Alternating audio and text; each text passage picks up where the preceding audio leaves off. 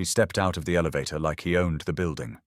Not with arrogance, not with noise, with something far more unsettling than either of those things, with the quiet, unhurried ease of a man who had been in this building before, who knew exactly where every camera was positioned, who had already mapped every exit before he arrived, who had chosen this evening, this hour, this particular Tuesday with the kind of precision that does not happen by accident and is never, not once, not ever, coincidence. BlackHan family, if you are stepping into this story for the very first time right now, go back and watch episode 1 first. The link is in the description below. Everything Raymond is about to say will hit 10 times harder when you know where Maya came from, what she survived, and exactly what that smile in the elevator really meant. And if you are already part of the family, subscribe right now and hit that notification bell so episode 3 finds you the moment it drops. We are just getting started. Let us go. Raymond Kwon was 61 years old, and he carried those years the way certain men carry them, not as weight, but as authority. Silver at his temples, a dark coat worn with the carelessness of someone for whom cost had long since stopped being a consideration. His posture was the posture of a man who had not needed to perform confidence in decades because the real thing had settled into his bones. His eyes were the most important thing about him, warm on the surface, genuinely warm, the kind of warmth that made people lean toward him in conversations, that made them feel heard and considered and valued, and completely, utterly unreadable underneath. The eyes of a man who had spent 60 years understanding what other people wanted and using that understanding the way a chess player uses the board, not against them, exactly, just always slightly ahead. The lobby staff went still. Not all of them, just the 2 who recognized him. The woman at reception whose hand stopped over her keyboard mid-keystroke, eyes tracking Raymond from the elevator to the center of the marble floor, with the careful stillness of someone who had been told, in some way, that this man is not someone you greet loudly or make into a moment. The older security officer by the far door, who looked at Raymond, and then, very deliberately, looked at the wall beside him. The particular kind of looking away that is not indifference, but its opposite. That says, I see you, I recognize you, and I am choosing to treat this as something that is not my business. Raymond noticed both of them. He noticed everything. He simply did not react, because reacting to things that were beneath your attention was itself a form of attention, and he had not survived 61 years by paying attention to things that did not require it. He crossed the lobby. His footsteps were measured on the marble, not slow, not fast, just entirely controlled, the way every physical thing about Raymond Kwon was controlled. He did not look at the reception desk. He did not look at the security officer by the wall. He crossed to the elevator bank on the far side of the lobby, and he pressed the button for the 14th floor, with the single decisive press of a man who does not press buttons twice. He was going up. Maya Sinclair had a particular relationship with the evenings in this office. She had discovered, in the weeks since she had started at Ardent Group, that the building in the evenings was a completely different place from the building during the day. During the day it was people and noise, and the productive friction of a firm running at full capacity. Meetings running long, corridors full of purpose, the specific energy of a place where things were actually happening. She had found her footing in that daytime version quickly, the way she always found her footing quickly in professional environments, because professional environments had rules she understood and could work within.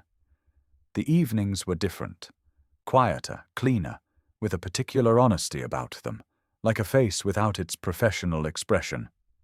She had started staying late, not because the work required it, but because she found, in the quiet of the emptying building, space to let the accumulated information of each day settle into its actual shape. Tonight she was thinking about Daniel. Specifically, she was thinking about something he had said that afternoon, not in a meeting, not in the corridor, but in the brief moment after a client call when they had both been looking at the same document on her laptop screen, and he had said, quietly and without preamble, that he thought her instinct on the third section was right and that he should have seen it first. It was a small thing. The kind of professional acknowledgement that passes between colleagues 100 times a day in a building like this without meaning anything particular, except that coming from Daniel, it meant something particular. Because Daniel, she had observed across weeks of close professional proximity, did not say things he did not mean. He did not offer acknowledgments he had not actually arrived at. He did not perform generosity. He simply was or was not generous in any given moment, and the difference was entirely visible if you knew how to look for it. She knew how to look for it. She had always known. She was pulled out of this thought by her phone buzzing on the desk. She looked at the screen. Unknown number. The kind of number that could be anything. A wrong number, a cold call, something automated and irrelevant. She had a clear and long-standing policy about unknown numbers at this hour. The policy was, do not answer. Whatever it is will either leave a message or it was not important enough to leave one. She picked it up and answered it. Ms. Sinclair. The voice was warm, unhurried.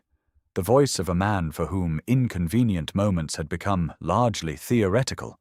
Because when you have operated at Raymond Kwon's level for 30 years, you structure the world so that your moments are never inconvenient.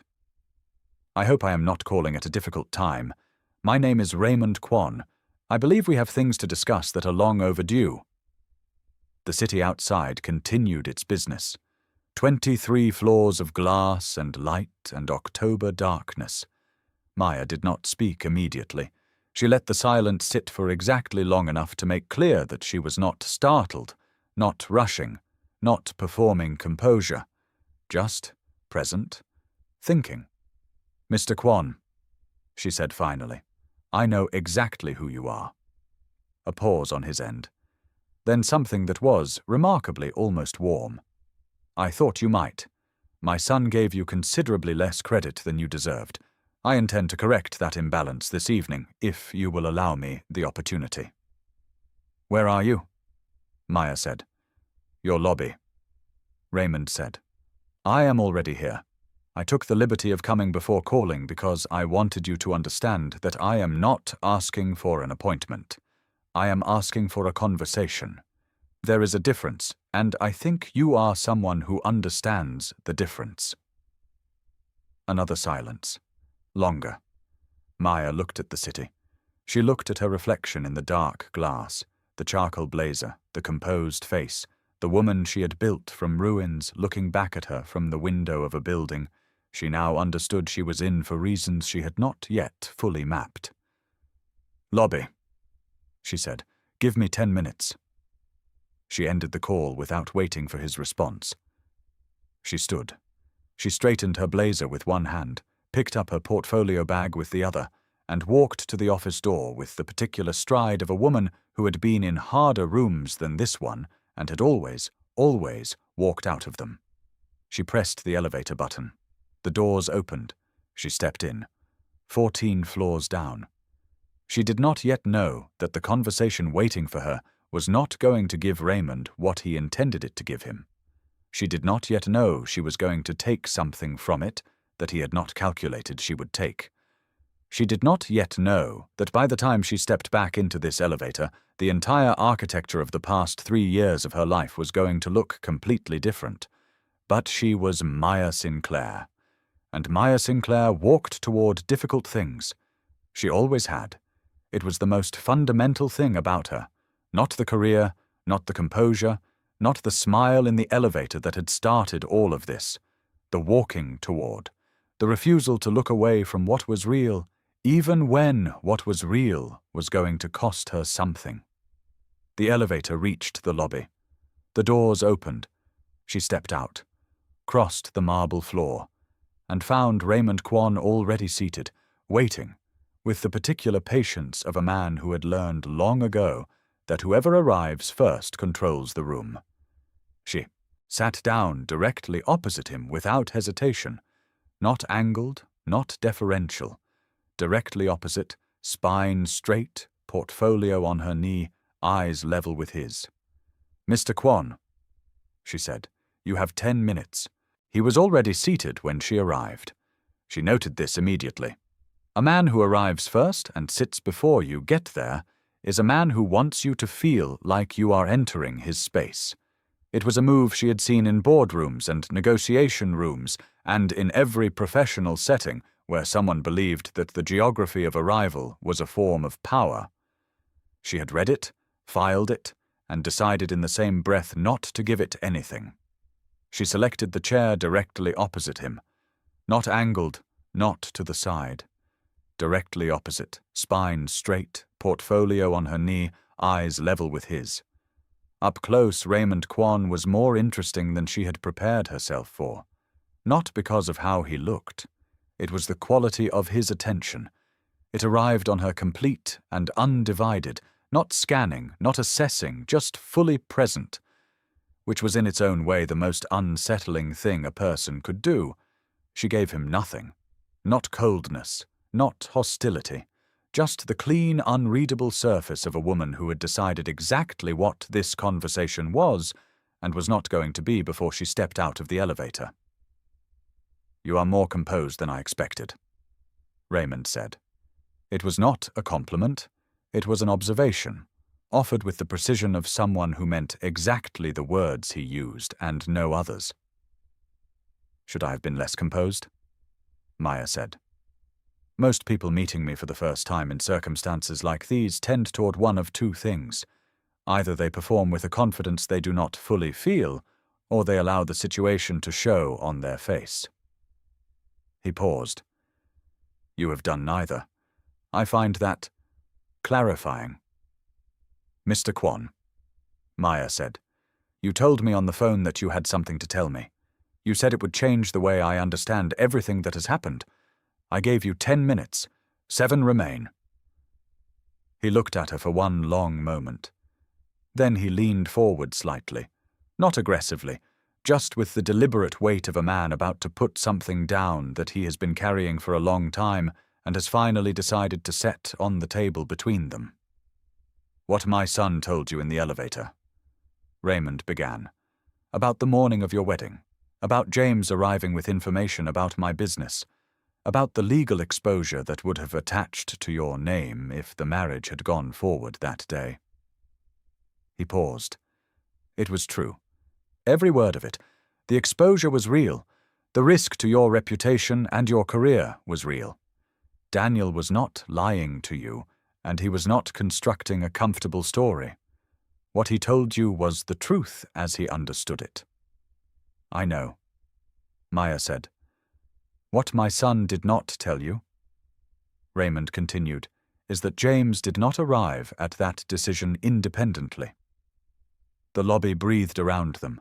Somewhere distant, an elevator chimed. "James came to Daniel that morning," Raymond said, "because I sent him." Maya did not move. Not a fraction. "Say that again, slowly." "I sent James to Daniel on the morning of your wedding. I had known about the legal exposure for 6 weeks before that morning. 6 weeks, not hours, not days, during which I had time and resources to manage it quietly without it ever touching your name. I chose not to. I waited. And I chose the timing of James's arrival with the specific intention that Daniel would have no room to think, no time to call you, just 40 minutes and a decision I had already made for him." The word chosen landed in the space between them like something irreversible. Maya's voice when she spoke was very quiet. The particular quiet of someone who is not suppressing something, but has moved through it into something colder and more useful on the other side. "You used a real crisis," she said, "to manufacture a reason. You gave your son a genuine threat and positioned it so he would believe that walking away from me was the only way to protect me, when the actual reason you needed him to walk away was you." Raymond did not look away. He did not qualify. "Yes." "Why?" Not a question, a demand, clean and direct and entirely without performance. Raymond was quiet for a moment. And in that moment, just briefly, just long enough for her to catch it, something moved across his face that was not calculation, not strategy. Something that existed underneath those things in the part of Raymond Kwon that had not yet been entirely replaced by the man he had built himself into over 61 years. Because at that time my business had connections I am not proud of, people to whom I owed obligations that exist in no contract and cannot be managed through any legal process. These people had a very specific view of what a Kwon family marriage should look like. A woman with your profile, your ambition, your visibility, your refusal to be minimized was not what they had in mind. He paused. If you had married Daniel that morning, you would have become a target. Not immediately, not obviously, but over time, in ways that would have been very difficult to trace back to their source and almost impossible to defend against. I had seen it happen to other people connected to these individuals. I was not willing to let it happen to you. The silence that followed was the most complicated silence Maya had ever sat inside. She believed him. That was the most uncomfortable part.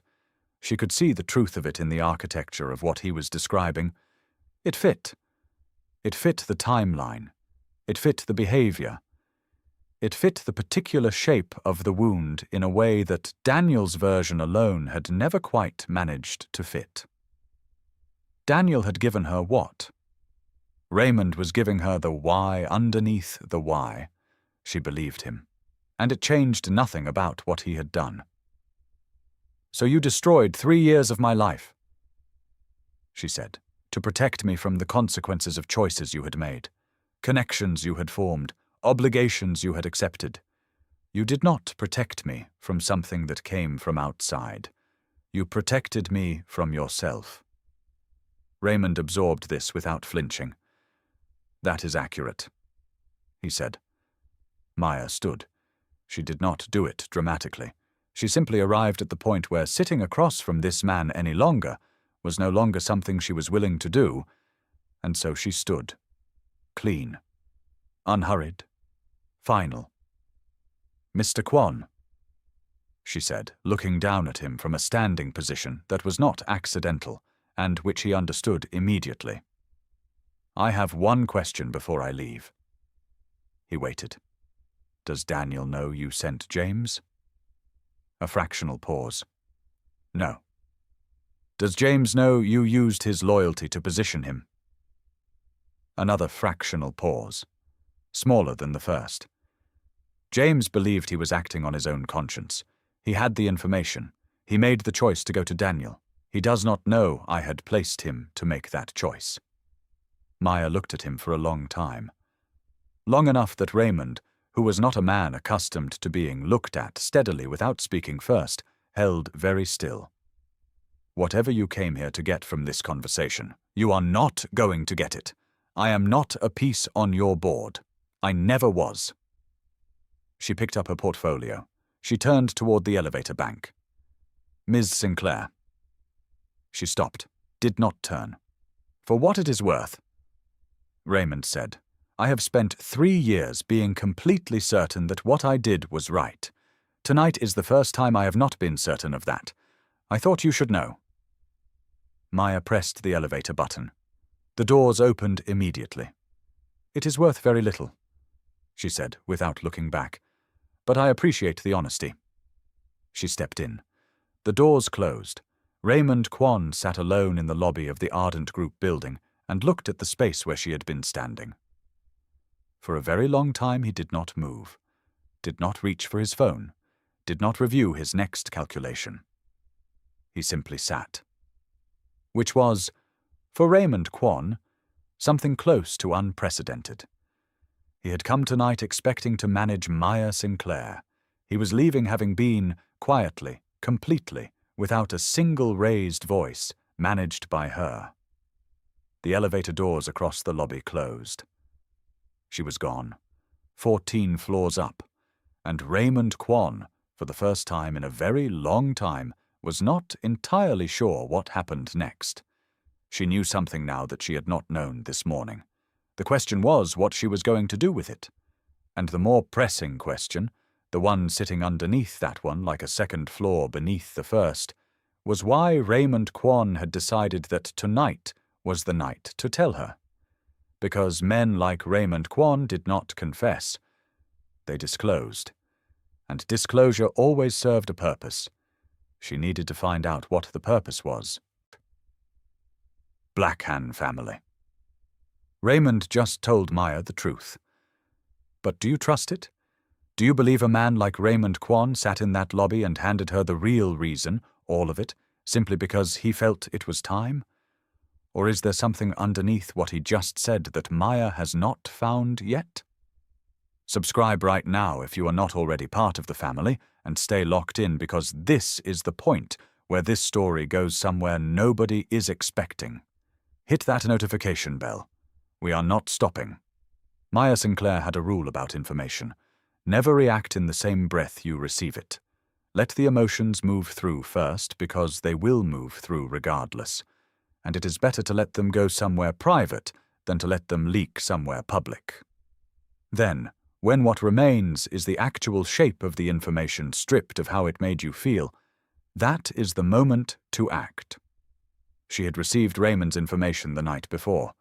She had let it sit through a sleepless night and a long shower in which she had stood under the water for 11 minutes without moving, because sometimes the body needs to be somewhere warm and still while the mind does its work.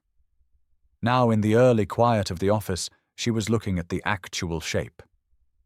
The shape was not what Raymond had intended her to see. He had given her the confession, the sending of James, the manufactured timing, the protection narrative. He had framed it as a father making a catastrophic but protective choice. He had framed it, she now understood, with the precision of someone who had decided exactly how much truth to hand over.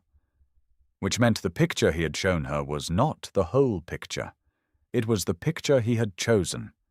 And the picture a man like Raymond Kwon chose to show you was always the one that made the real picture harder to find. She opened her laptop. She pulled up Ardent Group's founding documents, its investment history, its senior partnership structure going back to its expansion 12 years ago. She was not a forensic accountant, but she was someone who understood how organizations told stories about themselves, and more importantly, what those stories were built to conceal. By 8:15, she had 3 things she had not had at midnight. First, Ardent Group's expansion fund had been seeded by a series of private investments listed under holding company names that told her nothing individually and something very specific collectively. Second, one of those holding company names had appeared in a completely unrelated document she had reviewed 3 weeks ago while researching a client, a commercial property filing connected to Kwon Real Estate Holdings. Third, the senior partner who had championed Ardent's expansion, who had personally brought in the investment and been rewarded with the largest equity stake in the firm's restructured ownership, was Edward Bartholomew. She sat with these 3 things. Then she heard footsteps in the corridor. "Early start," he said, leaning against the door frame. "Always," Maya said. She closed the laptop, not quickly, not as a reaction, just the natural motion of someone setting aside their work to give full attention to the person at the door. He came in without being invited and set one of the coffees on the edge of her desk. "I noticed you skipped the partners' lunch yesterday. Patricia thought you might be finding the pace difficult. I told her that was not the issue." "What did you tell her the issue was?" He smiled. "That you run at your own pace and the firm will adjust to you rather than the other way around." He sat down, again without invitation, in the chair across from her desk. "Was I right?" "You were right about the pace," Maya said. She did not touch the coffee. "How did you know Raymond Kwon was in the building last night?" She delivered it the way she delivered everything that mattered, without preamble, without softening, without the kind of pre-signaling that gave people time to arrange their faces. Just the question, clean and direct and already in the room before Edward had any choice about how to receive it. His expression did not change. That was the tell. Not a flinch, not a blink, not the involuntary micro-expression of someone surprised. Nothing. The complete, practiced stillness of a man who had anticipated this question and had his answer already formed and waiting. "Raymond?" he said, with exactly the right register of casual recognition. "Is he in the city? We move in overlapping circles. Someone must have mentioned it. We have known each other a long time." "A long time," Maya said. Not agreeing, just repeating, watching. "Old city, small world." The easy smile again. "Did you meet him?" "Briefly," Maya said. "He strikes me as a man who plays a very long game." And there it was, so small that anyone else would have missed it. A fraction of warmth in Edward's expression, not performed warmth, real warmth, at the description of Raymond Quan. The warmth of a man hearing someone he genuinely respects described accurately. "Raymond has always played the long game," Edward said. "It is one of his most remarkable qualities." He stood, straightened his jacket. "Well, the quarterly review is Thursday. I imagine you are prepared." "Always," Maya said. He walked to the door, paused with his hand on the frame. That gesture, that pause, the same one Daniel used. She noticed it and said nothing. "For what it is worth, I pushed hard for your hire. Your work spoke for itself. I genuinely believed you were the right person for this role." Maya looked at him steadily for one long moment. "I know," she said. "That is exactly what concerns me." He held her gaze. Then he nodded. Once, slowly, the nod of a man who had just had something confirmed that he had suspected, and left. "It is not even 8 o'clock, Lena said when she answered. "Raymond came to the building last night," Maya said. "He told me he sent James to Daniel on the morning of our wedding. He manufactured the timing. 6 weeks he had to manage it. He chose the moment deliberately." Lena was quiet. "Then, he told you himself." He sat in the lobby and handed it to me. "Maya, a man like Raymond Quan does not confess for free. What did he want in return?" "That is exactly the question. I need you to find everything on Edward Bartholomew. Senior partner here, 18 years. Before that, corporate law. His connection to Raymond, the nature of it, the timeline, whether money moved between them and when. I need it today." "How today?" "Noon." A pause. "Noon," Lena repeated. "Okay, but Maya, be careful in that building today. If Edward is Raymond's person inside Ardent, then he already knows you met Raymond last night, which means he came to your office this morning not to check on you. He came to see how much you know." Maya looked at her office door. "I know," she said. "That is why I let him think I know less than I do." She ended the call. She sat back, and for the first time since the night before, she allowed herself to feel, briefly, privately, just for a moment, the full weight of what she was sitting inside. She had taken this job believing she had chosen it. She had walked into this building on her first day believing she was walking into the next chapter she had written for herself. She had stood in that elevator and smiled at Daniel with the certainty of a woman who had rebuilt herself from nothing and arrived somewhere solid. What if none of it had been solid? What if the ground she thought she had chosen had been prepared for her before she ever set foot on it? The thought arrived with the coldness of something that might be true. She did not push it away. She let it sit and looked at it directly and kept breathing. Then her office door opened again. Not Edward this time. James. He was not supposed to be here. He had no reason to be in this building. He was not a client. He was not a colleague. He was not anyone who should be standing in the doorway of her office at 8:20 in the morning with that particular expression on his face. And yet here he was. "Maya," he said. His voice was exactly as she remembered it, warm and slightly rough at the edges, the voice of someone who spent more time listening than talking, and whose words therefore carried more weight than most. "I know I have no right to be here. I know you owe me nothing, not your time, not your attention, certainly not this conversation. But I have something to tell you that my father should have told you last night, and did not. And I need you to hear it before he finds a way to make sure you never do." Maya looked at him, at the 3 years written across his face, at the cost of what he had just said, visible in every line of his expression. She stood. She walked to her office door. She looked into the corridor, both directions, and then she closed the door and turned back to face him. "Sit down, James," she said quietly, "and tell me everything. BlackHan family." James just walked through that door. The brother, the man who showed up on the wedding morning with information that destroyed 3 years of Maya's life. And he is about to tell her something that Raymond Kwon came to this building last night specifically to make sure she never heard.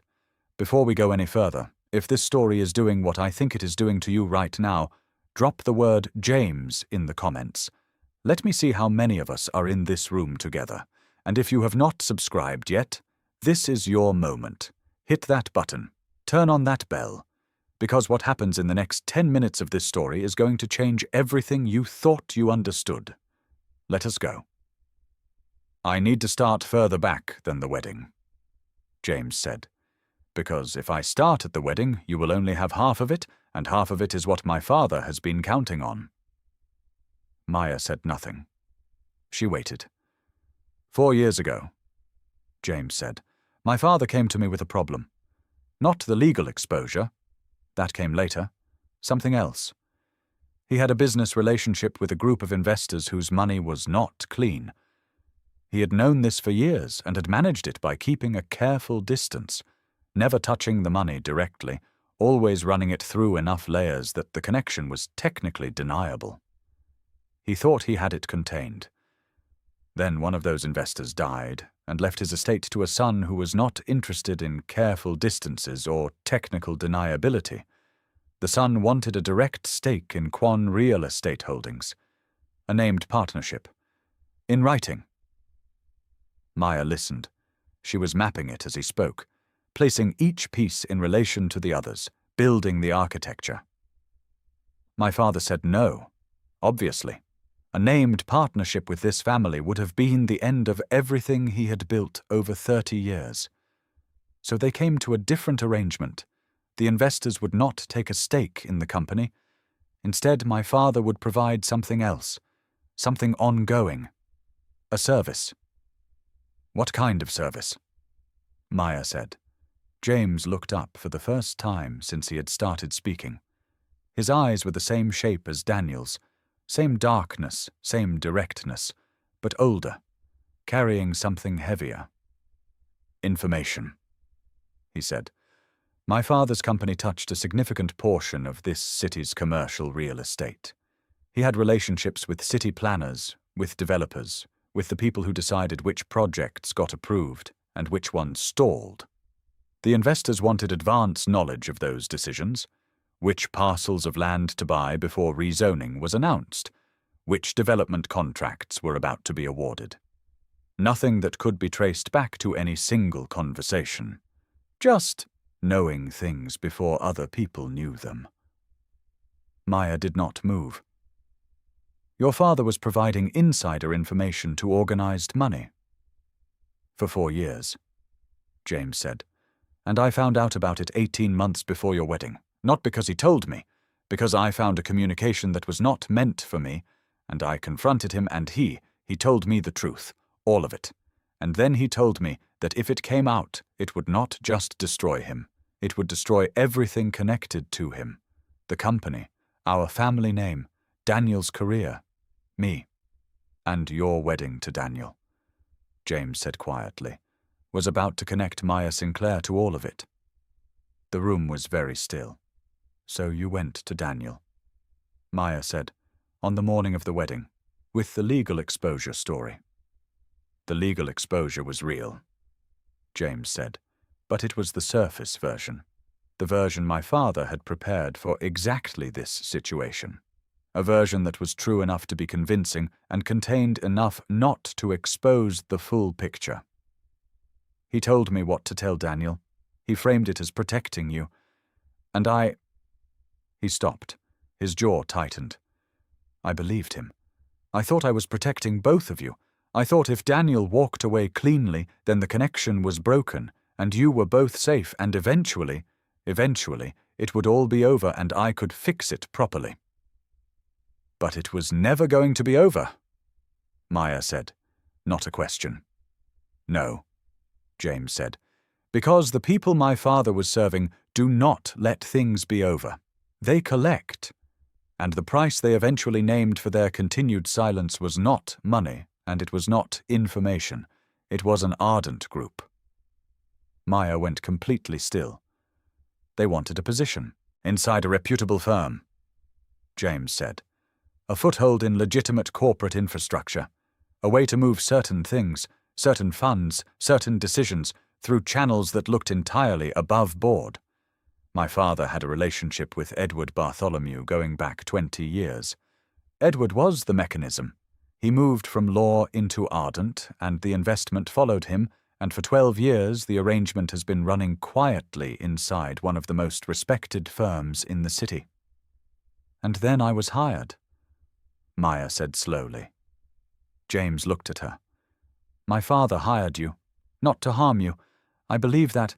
I genuinely believe he thought he was giving you something. A platform, a role you had earned. I think somewhere in his mind it was a form of making right what he had broken. A pause. But the people he answers to had a different reason for wanting you there. You are extraordinarily good at what you do, Maya. Your profile, your credibility, your public reputation, attached to Ardent Group, it makes everything running through Ardent look cleaner, more legitimate, more unquestionable. The full shape of it was visible now. The wedding, the 3 years, the job offer, the elevator, all of it connected, not by accident, not by coincidence, but by the deliberate, patient architecture of Raymond Kwan's choices finally coming to collect what they were owed. James, Maya said. Her voice was very controlled. Why are you here? Why today? Why did you not come forward 18 months ago, or a year ago, or the day you found out I had been offered this role? He met her eyes. Because 3 days ago I found out that the people my father is connected to are planning to move the next phase of their operation through Ardent before the end of this quarter. And when it moves, if it moves, there will be an investigation. And the investigation will find your name. Not Daniel's, not Edward's, yours. Because you are the most visible person in the firm right now, and visibility in these situations becomes liability. Silence. My father came to see you last night. James continued, because I told him 2 days ago that I was going to come to you myself. Last night was his attempt to get there first, to give you the contained version, the version that explained enough to seem complete and withheld enough to keep you from understanding the actual danger. He came to manage me, Maya said, before you could arm me. Yes, James said. Maya stood. She walked to her window. The city outside, the same city she had been watching for 6 weeks, believing she had finally arrived somewhere entirely hers. She stood with her back to James and looked at it and let the full weight arrive without softening the landing. Then she turned around. I need everything you have, she said. Every document, every communication, every name. I need it today, James. Not because I am going to hand it to the authorities, not yet, not until I understand the full picture, but because I am not going to sit in this building for 1 more hour as someone else's credibility without knowing exactly what I am standing inside. James reached into the inside pocket of his jacket and produced a folded envelope. He set it on her desk. "I brought it with me," he said simply. "I was hoping you would say exactly that." "Does Daniel know any of this?" she asked. "No," James said. "Not the real version, not any of it." "Then he needs to," Maya said. "Today, from you, not from me. From you, James, because you are the one who owes him the truth. I have my own conversation to prepare for, and I am going to need the rest of this morning to do it." James stood. He looked at her with the expression of a man who has just set down something that had been breaking his back for 3 years and is not yet sure whether he feels relieved or simply lighter in a way that will take time to understand. "I am sorry," he said, "for the morning of the wedding, for all of it." "I know," Maya said. "We can have that conversation later. Right now, I need you to go find your brother." He nodded. He walked to the door and paused. She was going to start keeping count of how many people paused in her doorway, and said, "You are the only person I know who could receive all of that and still be standing." Maya looked at him calmly. "I am always standing," she said. "Go." In the corridor outside, James walks towards the elevator. Does not see Edward watching him from the far end of the hall, but Edward sees him, and Edward reaches for his phone. She had built her entire career on understanding how stories worked, not the polished, approved, public version of stories, the real ones underneath, the ones that explained why organizations behaved the way they did, why the face a company showed the world and the reality inside it were always at least slightly different. She had been reading those stories for a decade, and now she was looking at one that had her name written into it, not as the author, as a character, placed by someone else into a story whose ending she had never been shown.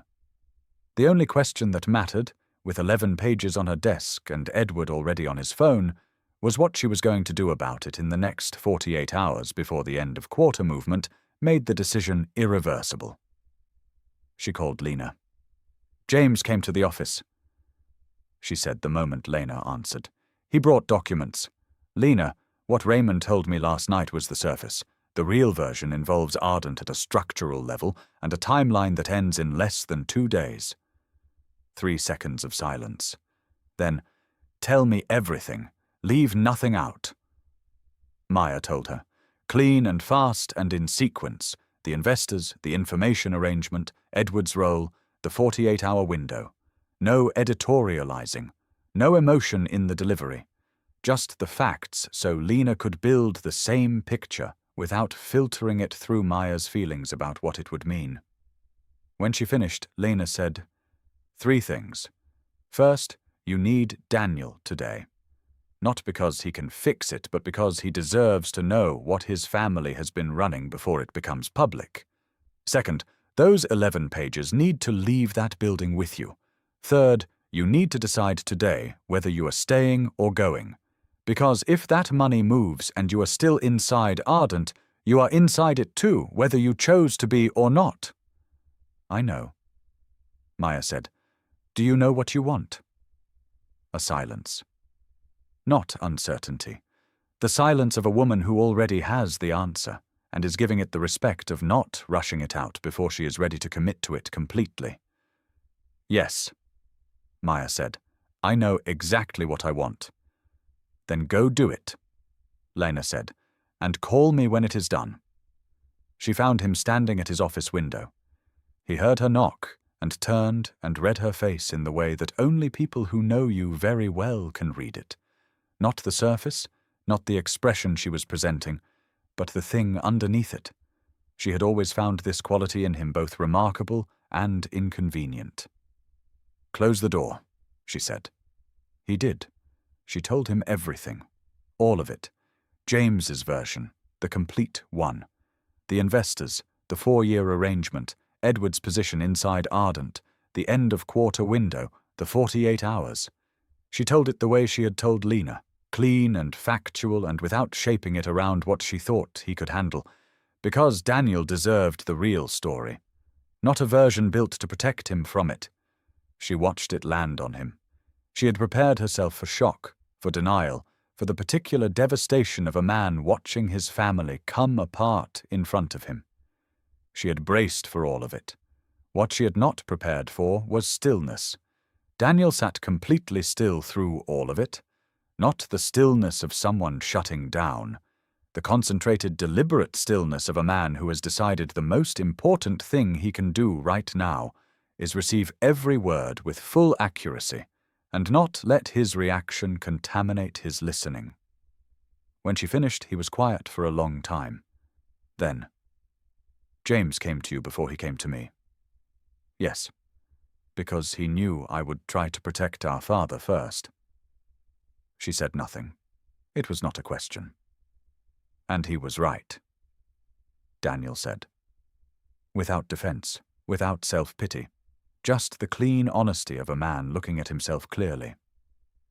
"If James had come to me first, I would have wanted to find another version, some path where my father came forward himself, where the family handled it.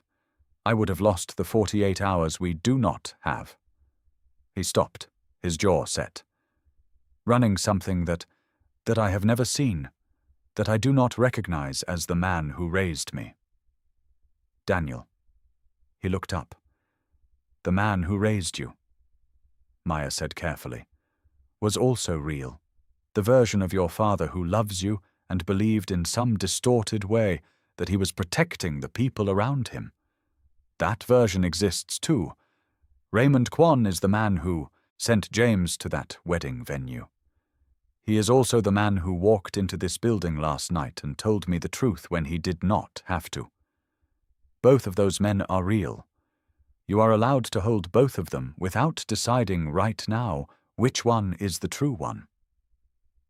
Daniel looked at her, the specific expression of someone receiving something they did not expect from the direction it arrived from. "You are defending him," he said. Not accusation. Genuine surprise. "I am giving you an accurate picture," Maya said, "which is different. What he did was wrong. All of it, the wedding, the arrangement, placing me here, every bit of it. But you are going to need to talk to him today, and you cannot do that from pure anger alone. We need information that only he has, and we have 48 hours to get it." "We," Daniel said. The word sat between them. One syllable, more weight than most sentences carry. "Yes," Maya said. "We. For the next 48 hours we are doing this together. What happens after that is a different conversation." Something moved through him. Not hope exactly. Something more like the first light of a thing that had been dark for a very long time. Distant still, not yet warm, but present. Visible. Real. "What do you need first?" he said. "Call your father, now, in this office. I need to be in the room. Tell him James came to see me this morning. Tell him we have everything." "Do we?" "No," Maya said, "but he does not know that." The corner of Daniel's mouth moved, just a fraction, the ghost of something. He picked up his phone and dialed. "Dad." Daniel's voice is level, controlled at enormous cost. "James came to see Maya this morning. She has everything. We need to meet, today, all of us, 1 hour. A pause. Then Raymond says, "I know, I have been waiting for this call since 7 this morning." Daniel's expression shifts. "You knew James was going to her." "I suspected it the moment he left my home 2 nights ago. I know my son." A pause so small it was almost not there. "Both of them." "Then why did you not stop him?" Daniel said, the control cracking now, just slightly, just at the edges, the way very controlled things crack when the pressure becomes genuinely unbearable. "If you knew he was going to her, if you knew what he was carrying, why did you not stop him?" The silence that followed was the longest Raymond Kwan had allowed in any conversation in 30 years. "Because I did not want to," he said finally, very quietly. Because I am 61 years old, and I am tired of being the man who stops things. I am tired of it, Daniel. The call sat in the room between Maya and Daniel like something neither of them knew how to hold. Then Raymond said, "Tell Maya. I am glad James got there first. I need her to know that. Tell her I am glad." The call ends. Daniel lowers the phone slowly. He looks at Maya. He is glad, he says, as though the word does not fit inside his understanding of his father, and he is trying to make room for it. Maya is already 3 steps ahead, already mapping what Raymond's gladness means, what it tells her about the piece of this story she still does not have. Because Raymond Kwan does not feel things accidentally. He does not disclose emotions without purpose. He is glad, which means gladness serves something, which means there is still one more layer underneath everything James showed her this morning. She looks at Daniel. 1 hour, she says. Get ready. The clock on her laptop reads 10:47, 53 minutes. She types the first word. Raymond arrived exactly when he said he would. Not a minute early, not a minute late. The punctuality of a man for whom time had always been a resource he managed rather than a constraint he obeyed. He walked into the conference room and looked at Maya sitting at the head of the table, and something crossed his face that was too quick and too genuine to be performed. It looked, she thought, like relief. James was already there. He had arrived before anyone, which Maya had expected, and he had chosen a seat to her left, which she had also expected, the unconscious positioning of a man who had come to this room on her side and wanted the architecture of where everyone sat to reflect that clearly. Daniel came in last. He sat to her right. He did not look at his father when Raymond entered. He looked at the table. He was holding himself with the particular controlled stillness he had displayed in his office an hour ago, and Maya understood, watching him, that he would hold it for exactly as long as this meeting required, and then find somewhere private to stop holding it afterward. Raymond sat across from her. He placed his hands flat on the table. He looked at her and waited. "Thank you for coming," Maya said, not warmly, not coldly, simply. The tone of someone running a meeting that is going to cover difficult ground and has no interest in pretending otherwise. "I am going to say what I have to say without interruption, and then I will hear from each of you. Is that understood?" 3 nods. James immediately. Daniel after a breath. Raymond last, and with the particular deliberateness of a man conceding something he would not normally concede. "I know about the investment arrangement. I know about Edward's position inside this firm. I know about the end-of-quarter movement and the 48-hour window. I know that Raymond came to me last night with a version of the truth complete enough to seem full and incomplete enough to protect the part that most directly implicates this firm. And I know that Raymond allowed James to come to me this morning, knowing James would give me the rest. Which means this meeting was always going to happen. Raymond just needed it to happen on a timeline he arranged." She looked at Raymond directly. "Am I wrong about any of that?" A silence. Then Raymond said, "No." "Then here is what I am going to do," Maya said. "I have written a complete account of everything I know, every name, every date, every transaction that appears in the documents James brought me this morning. That account is in a secure location outside this building. It is time-stamped. It exists independently of anything that happens in this room today, or anything that happens to me personally going forward." She let that land. She watched each face receive it. "I am not going to hand it to anyone today," she continued. "Not to authorities, not to the press, not to anyone, because I am not interested in destruction. I am interested in resolution, and resolution requires something from each of you that I am going to ask for directly." She turned to Raymond. "From you, a full and voluntary disclosure to the appropriate authorities. Not managed, not negotiated through layers of attorneys to minimize consequence. Voluntary, complete, on a timeline you agree to today, and sign your name before you leave this room. Raymond did not move. And if I agree? Then the account I have written stays where it is. It becomes insurance, not a weapon. The moment you fulfill the disclosure commitment, it is destroyed. Raymond looked at her for a long time. Then he looked at his sons. At James, who was looking at the table. At Daniel, who was looking at Raymond for the first time since he entered the room, with an expression that held no anger and no warmth, just the raw openness of a son who is waiting to find out what his father actually is when every layer has been removed. From James, the same, a complete account of what you knew and when, not to punish you, because the truth, when it comes out, and it will, is less damaging than the discovery of concealment. You protected your father for years at enormous cost to yourself and to people you care about. The most useful thing you can do now is stop. James nodded. Once, the nod of a man whose body had already made the decision a long time before his mind caught up. She turned to Daniel. "From you I need nothing," she said. "You did not know.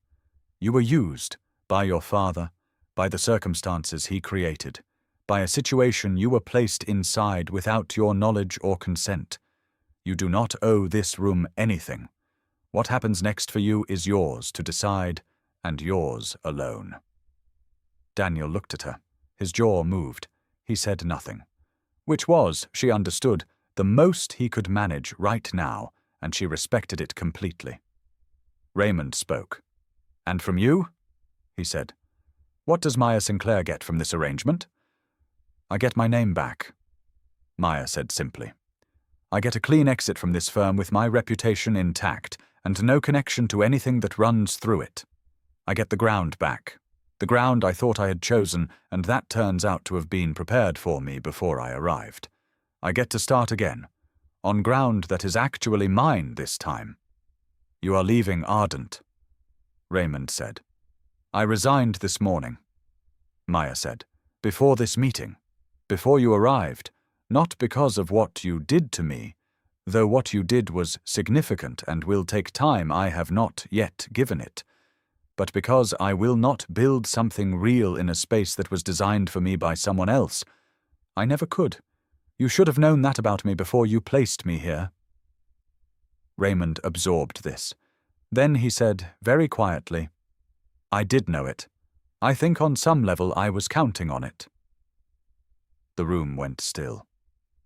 "You placed me here," Maya said slowly, knowing I would find the edges of it, knowing that eventually the architecture would become visible to someone with my specific set of skills, knowing that when I found it I would do exactly what I am doing right now. "Yes," Raymond said.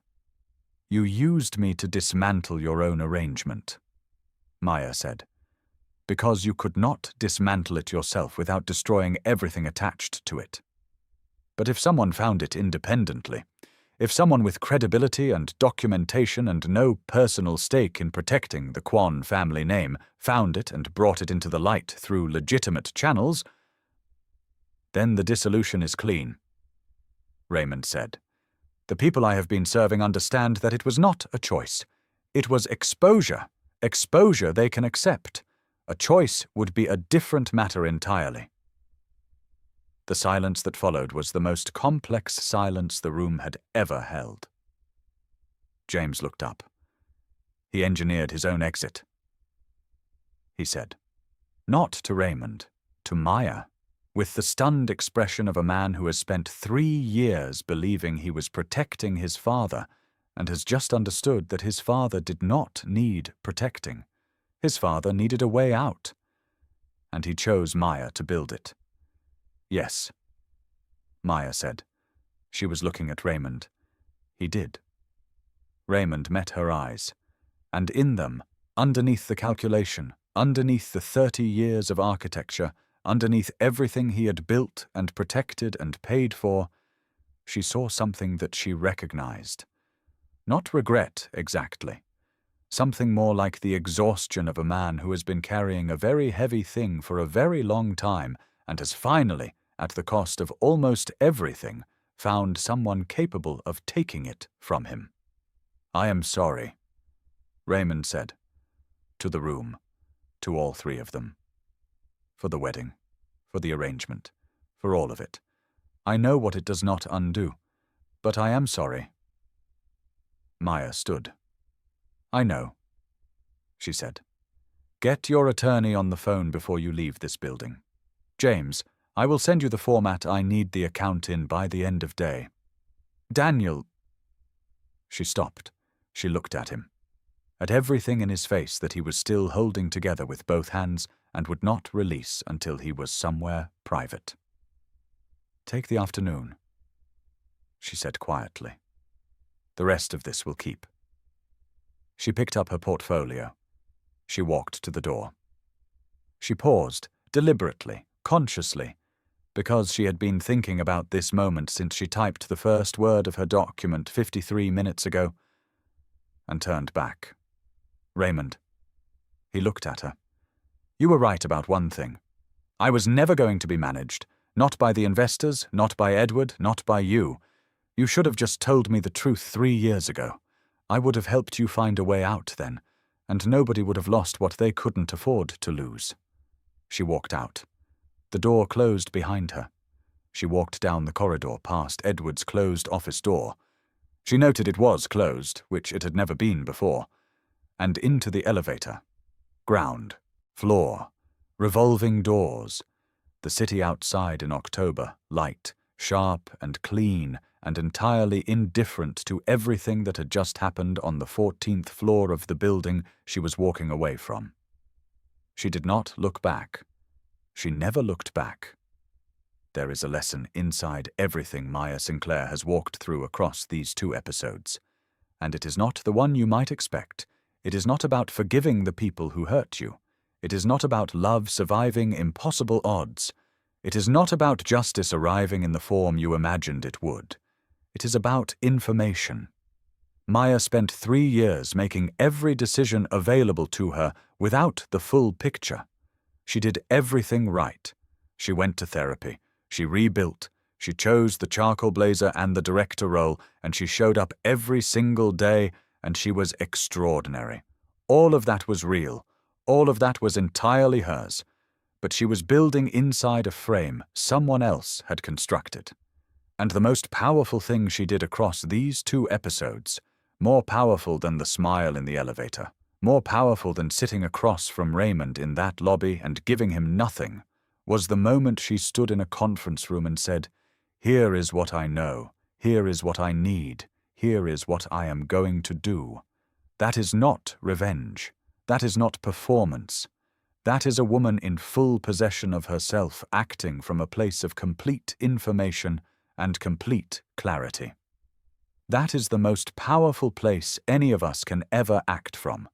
Whatever you are building right now, your career, your relationships, your sense of who you are after something broke you, make sure you have the full picture. Not the version someone handed you, not the comfortable version, the actual picture. Even when it costs you the story you had been telling yourself. The truth of your situation, held completely, is the only ground worth building on. Maya knew this. She had always known it. It just took 2 years, 1 elevator, 1 lobby conversation, and 1 conference room of Quan men to remind her. She checked the time. 8:14. She was not expecting anyone. Lena had cancelled, her mother had called earlier, she had planned an evening of her own company and a book she had been meaning to start for 2 months. She crossed to the door and looked through the peephole. Daniel, standing in her corridor with a paper bag from the noodle place 3 blocks from her apartment, the same one they had ordered from on the Tuesday night he proposed, with an expression she had never once seen on his face. Uncertain, genuinely, completely uncertain. The expression of a man who has done what he needed to do and is now standing at the only door that matters, not knowing if it is going to open. She stood at the peephole for a long moment. She thought about everything. The wedding morning, the elevator, the coffee he noticed she took black. The 23 minutes side by side in the late-night conference room. The word his face when she said, "Take the afternoon." She thought about what she had told Lena about needing ground she had actually chosen, and then she thought about the thing she had not said out loud to anyone. That she was ready. Not because everything was resolved, not because the wounds were gone, but because she was Maya Sinclair, and she had always walked toward difficult things. And the most difficult thing left in this story was this door, and the man on the other side of it with noodles from the right place, on a Tuesday, which had always told the truth. She opened the door. He looked at her. She looked at him. Neither of them spoke for a moment. Then Daniel said, very quietly, "I did not know if you would open it. I almost didn't," she said. Which was the truth. Which was the only thing she knew how to give him.